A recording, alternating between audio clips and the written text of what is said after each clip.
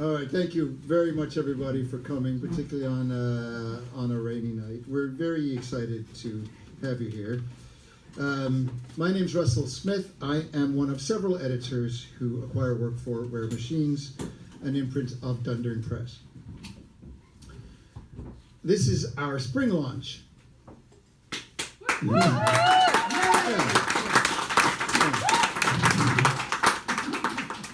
What is Rare Machines? The Rare Machines imprint was launched in 2021 and as a place for literary and hybrid fiction and memoir. The first Rare Machines book, published September 7, 2021, was The Shaitan Bride by Samaya Matin. Since then, we have published a whopping 33 Rare Machines titles. Yeah, so of those, 7 are nonfiction memoir, but not the usual kind of memoir. 2 are short story collections, 2 are anthologies, and 22 are novels.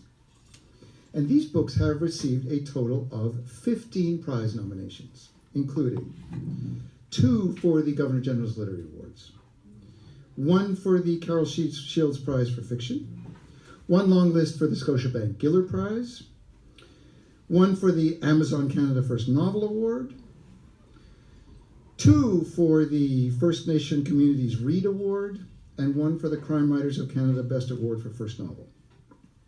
So that's pretty good. What are we looking for? Yeah, what are we looking for in Rare Machines? Literary fiction. It's a vague category, and that really means anything that isn't strict genre.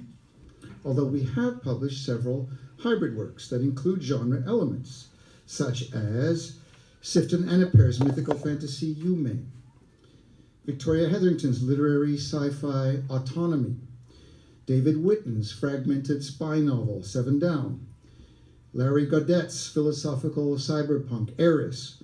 What we're really looking for is not so much dependent on content as form.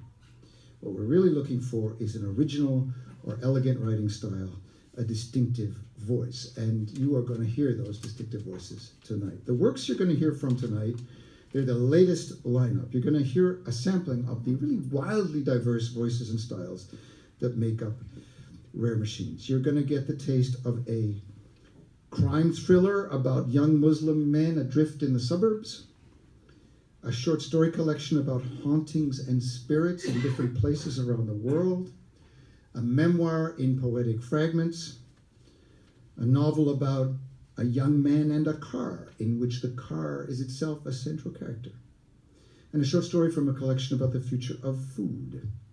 So each writer is going to read for about 5 minutes. We're going to do 3, and then we're going to have a little break so you can refresh your drinks. Remember, the books are for sale at the front. All right, let's start with a writer who is here all the way from Victoria, British Columbia, Dennis E. Bolen. He insists on the E because there's some other dick who has the name Dennis Bolen. His new novel, he's published many novels.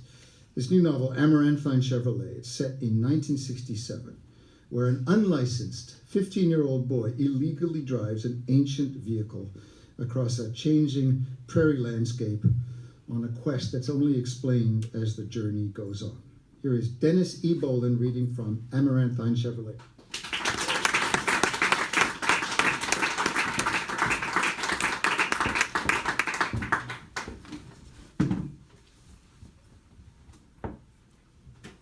Oldest first.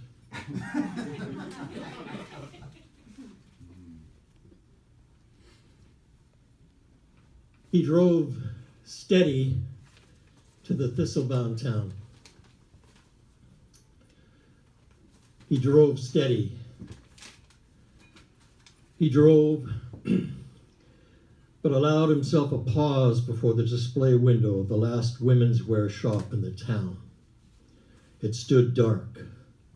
He had passed by it 100 times and often felt compelled to gaze upon the now forlorn and semi-clothed mannequin. The afternoon sun off the sidewalk gave her face a pale glow. Today, the light even touched her saddened limbs, and he saw that one arm was nearly coming away from the hole. There seemed significance in the assemblage, but he didn't know what it was. Striding away, he knew that this was something he would not likely return to see. He drove because such relative ease it was to drive deserted rocky highway. Blessed vibration from stones through tire rubber, up tie rods and steer column to vertebra and scapulae, along metacarpal to distal phalanx and skull. A balm this truck had always given him. That breed of power plant is an efficient and finely comprised piece of pragmatic engineering designed to afford you maximum freedom of movement and employability. It fills a need integral to the human progress particular to this continent. It'll move a sizable general cargo. It'll run on the most basic gasoline. It has a heater to keep you warm and ventilation enough to let wind swirl from the windows to keep you cool. Ditches and sloughs either side accommodate flights of every duck and migratory bird to launch into infinite fetches, up and out to oblivion aside your continued western flee. He drove steady because the thought of just picking up and driving out in your personal vehicle for parts little known, no particular schedule, fate dictating every single day. Even for a little while, it would suit one man or another at some part of his life. But just remember this stuff, kid. Hang on to the things you see and the people you meet and the times you have. There'll be dark days, but there's also going to be light, too. By the looks of what you've done so far, you might always have an interesting life. You're the envy of every decent man.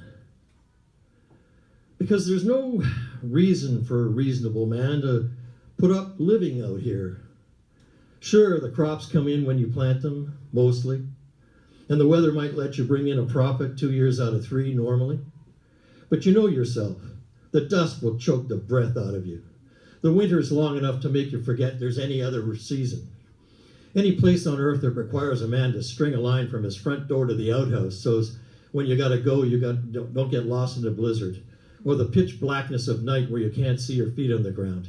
It isn't fit for human habitation.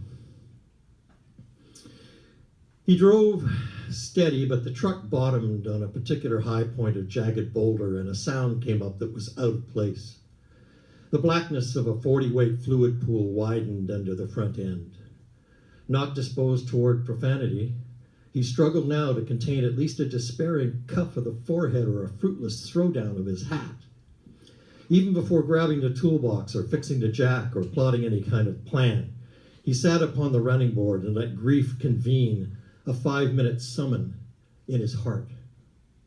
Pure regret of an unknown and surprising intensity demotorized him in a way he'd never experienced and had him head in hands near sobbing in the afternoon sun alone on a roadway so far gone and unused it felt like he was the last boy on earth. He drove steady to a raging forest fire where occasional moments of relief came when passing the hose companies, who would immediately train their misting nozzles at the machine and the men upon it. But as they moved mid-hill, the heat was of a type that at once paradoxically improved air quality, but raised the surface temperature of the metal they depended upon to points impossible to touch even with heavy glove protection. He wondered at what stage he would lose his grip on calm and leap running from the fire. At the worst moment, the 2 crew huddled in the lee of the driver away from the fireside as he furiously drove the carving blade into the earth and downward toward a lakeside that mercifully now could briefly be seen through the live treetops and ghosting flame. He drove steady, restarting the truck, and pulled a right turn toward where he'd once been set loose to run and play on beaches. The morning air was nearly too chill, so he cranked up the window to just an inch or so to let the new air swirl about. He drove steady and then strode solitary into the dead vehicle assemblage, and right away received a sensation of being the privileged entrant to some kind of multi-era majestic mechanized museum. Mottled cars and trucks of every rusting character were on paint-peeled display.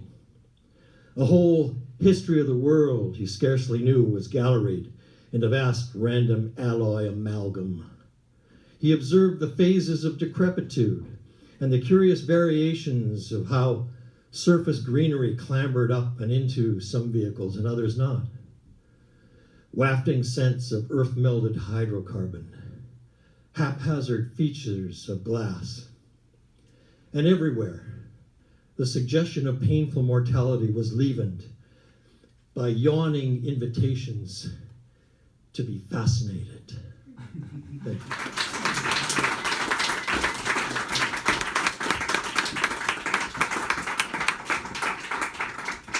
That was Dennis E. Bolen reading from Amaranthine Chevrolet.